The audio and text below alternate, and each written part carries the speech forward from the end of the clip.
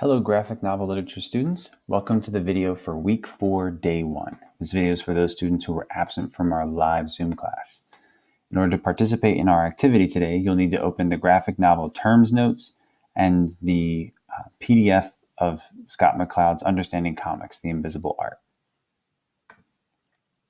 As a reminder, everything you say, do, or type is recorded, so please keep it school appropriate. As always, there's no saving, downloading, or taking pictures of our class ever. All right, our agenda for today is we continued reading McCloud's Understanding Comics. We read chapter 5 together, and then I summarized chapter 6 using panels from McCloud's text. Then the rest of the time was dedicated for students to be filling in their vocabulary on the graphic novel terms notes. 1 second. Okay, that's a little easier to read. So we read those 2 chapters, and then you filled in vocabulary on your terms notes sheet. For setup, right, you're going to want to have the notes on one side or one tab, and then the PDF in another tab. We left off on page 118. That was the end of chapter 4 and going into chapter 5. You're going to need to read chapter 5 on your own. While you're reading through that chapter, you want to look for the words expressionism and lines. You get both of those definitions there. Please pause the video here and read chapter 5 before resuming the video. Okay, so once you've finished chapter 5, right, this is the summary of chapter 6 that I'm going to go through with you. While reading through chapter 6, the definition of scripting comes up. I will give you the definitions of several words that come up just because some of them might be difficult vocabulary that McCloud uses in this chapter, but the one that's on your graphic novel lit course terms sheet is scripting. Okay, so let's move on. So chapter 6 is called Show and Tell, right? Traditional thinking has long held that truly great works of art and literature are only possible when the two are kept at arm's length. In other words, books only have words in them, pictures only have images in them, right? Not a mixture of the two. As children, our first books had pictures galore and very few words because that was quote unquote easier. Then, as we grew, we were expected to graduate to books with much more text and only occasional pictures. And finally, to arrive at quote-unquote real books, those with no pictures at all. Right? So notice the first book that this character reads is Wall-E, right, a children's book. The second one is The Hobbit. And then the third one is Of Mice and Men. Words and pictures are as popular as ever. But this widespread feeling that the combination is somehow base or simplistic has become a self-fulfilling prophecy. The word base in this case means something lacking moral principles or trashy. The roots of this attitude run pretty deep. As nearly as we can tell, pictures predate the written word by a large margin. Here are some big hits from the golden age of cave painting about 15,000 years ago. Some of this art shows considerable attention to detail, very much concerned with the pictorial representation, right? Showing that this is a horse. But others were very iconic, acting as symbols rather than pictures, more like a primitive language, right? This is not what the people actually look like, but these icons are clearly showing us that they represent people, right? This icon clearly represents a weapon, etc. But in time, most modern writing would come to represent sound only and lose any lingering resemblance to the visual word, right? O sounds like O, R sounds like R, D, right? And then when you put them all together, order, today, and receive, blah, blah, blah. Paintings increasingly took on symbolic, even calligraphic meaning, right? Meaning you had to look very deeply at the painting to figure out what it was to begin with and then try to understand what the artist was saying. while some artists address the ironies of words and pictures head on. If you remember this image from before, right, translated into English, this picture or this painting says, "This is not a pipe." Unfortunately for comics, no sooner had the fine arts rediscovered the link between words and pictures than modern art itself became virtually incomprehensible to the average viewer. Incomprehensible meaning you could not understand what the artist was drawing or what they were trying to say through their art. You've got characters here looking at this expressionist painting. What the heck is that? It's a hoax, I tell you. My 2-year-old daughter can paint better than that. Do people really pay money for this? Cool. The art form of comics is many centuries old, but it's perceived as a recent invention and suffers the curse of all new media. The curse of being judged by the standards of old. Notice that this is our icon for comic books, right? A young child with a ball, and then he's still here, but then you have drama, literature, art, etc., all depicted as older and judging him. The different ways in which words and pictures can combine in comics is virtually unlimited. But let's try to break it down into some categories. First, we have the word-specific combinations, where pictures illustrate but don't significantly add to a largely complete text.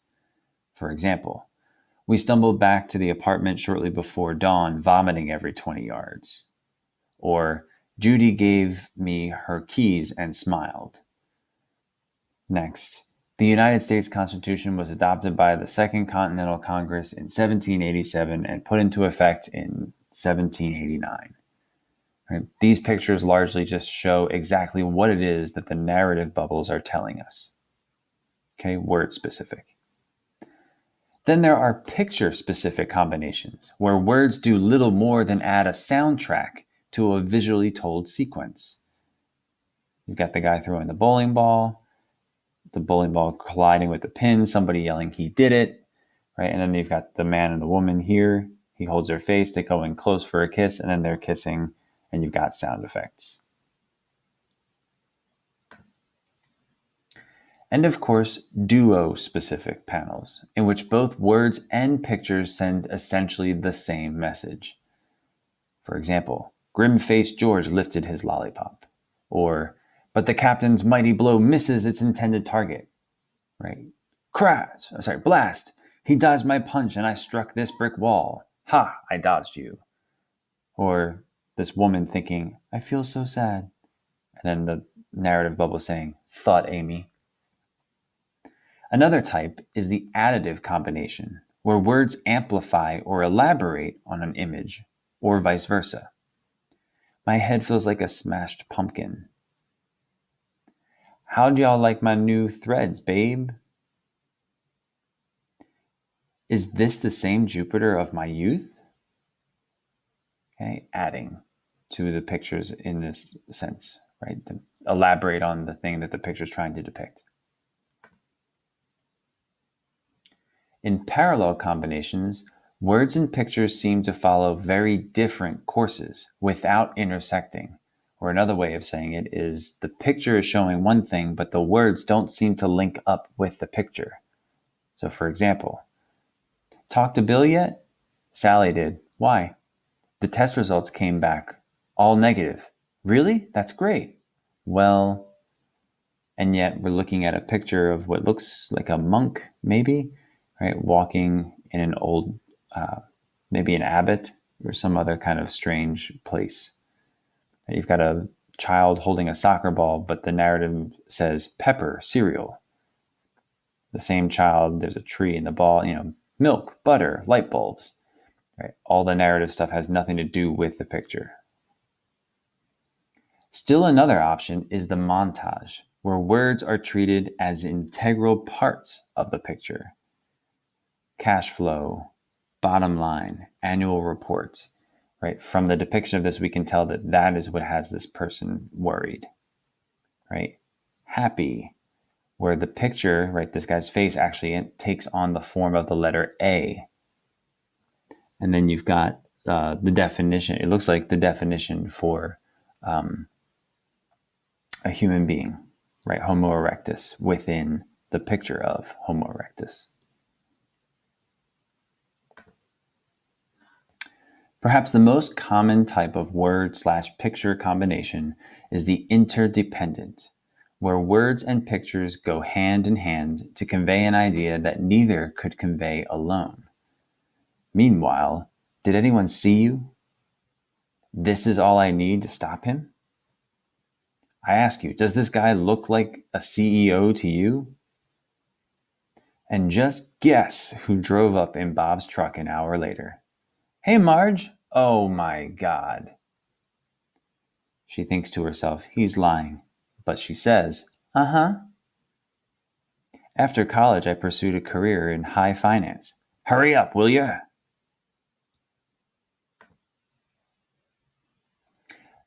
Please read this panel. This page.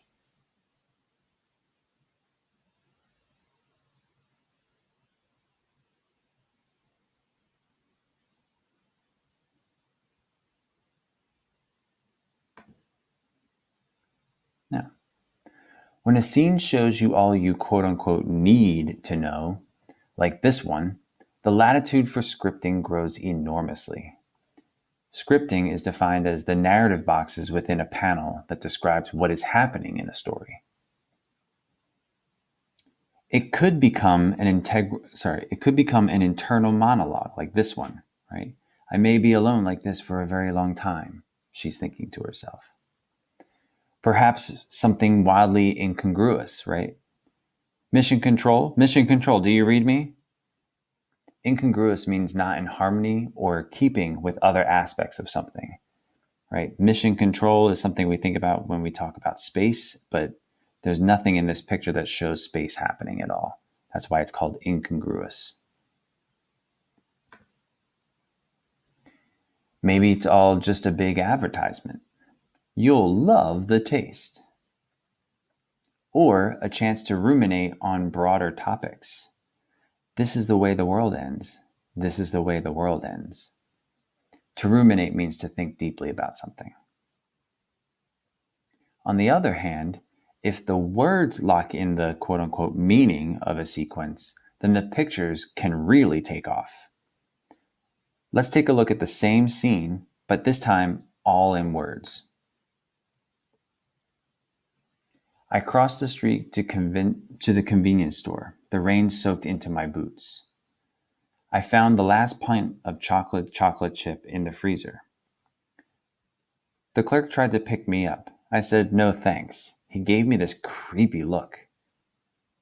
I went back to the apartment and finished it all in an hour. Alone at last. Now, one could just combine the pictures from the page 157 with the words from page 159, those two previous slides I showed you. But what are some other options? If the artist wants to, he or she can now show only fragments of a scene. So instead of using the whole picture here like this, they can just focus on the boot entering the water, word specific. Or move towards greater levels of abstraction or expression. Right? The clerk tried to pick me up and I said, no thanks. He gave me this creepy look, right? Amplification. You could exaggerate that creepy look that the clerk is giving. Perhaps the artist can give us some important emotional information. I went back to the apartment, but if you're looking at that picture, right, when we zoom in on the woman's face, we can see that she's crying. Or you could shift ahead or backwards in time, right? And finished it all in an hour. Alone at last, showing instead of the woman eating, that the ice cream has already been consumed.